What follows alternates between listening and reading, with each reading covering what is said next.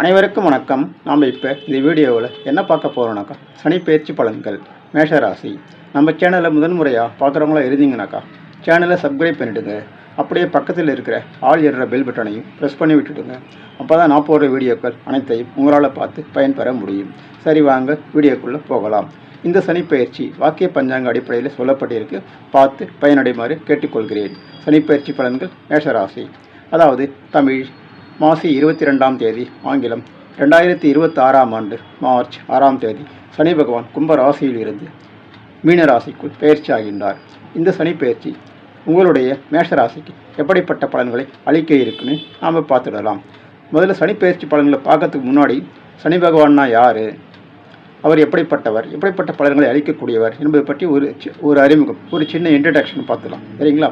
சனி பகவான் என்பவர் நீதிமான், தொழில்காரகன், ஆயுள்காரகன், கர்மக்காரகன்.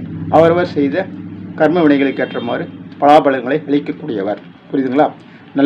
நல்ல கர்ம வினை செஞ்சிருந்தாக்கா நல்ல பலன்களையும், பாதிப்பை ஏற்படுத்தக்கூடிய கர்மாவை நீங்கள் பண்ணியிருந்தீங்கன்னாக்கா பாதிப்பை ஏற்படுத்தக்கூடிய பலன்களையும் கொடுக்கக்கூடியவர்.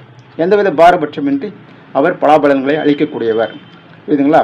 நல்ல பலன்களையோ அல்லது பாதிப்பை ஏற்படுத்தக்கூடிய பலன்களையோ அளிக்கக்கூடியவர். அதாவது அவரவர் கர்ம வினைகளுக்கு ஏற்றவாறு. புரியுதுங்களா? அதனால் சனி பகவான் என்பவர் ஒரு நீதிமான். புரியுதுங்களா? ஒரு ஸ்ட்ரிக்டான வாத்தியார் மாதிரி அவர். புரியுதுங்களா? எந்தவித பாரபட்சமும் பார்க்க மாட்டார். அந்த ராசிக்கு ஒரு மாதிரி, இந்த ராசிக்கு ஒரு மாதிரி, அந்த லக்னத்துக்கு ஒரு மாதிரி, இந்த லக்னத்துக்கு ஒரு மாதிரி, அப்படி எந்தவித பாரபட்சமும் பார்க்க மாட்டார். புரியுதுங்களா?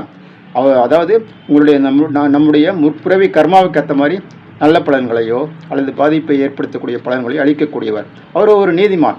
புரியுதுங்களா? அதாவது சனி பகவான் தன்னுடைய 7 சனி காலகட்டத்தில் தண்டனைகளை மட்டும் கொடுக்க மாட்டார்.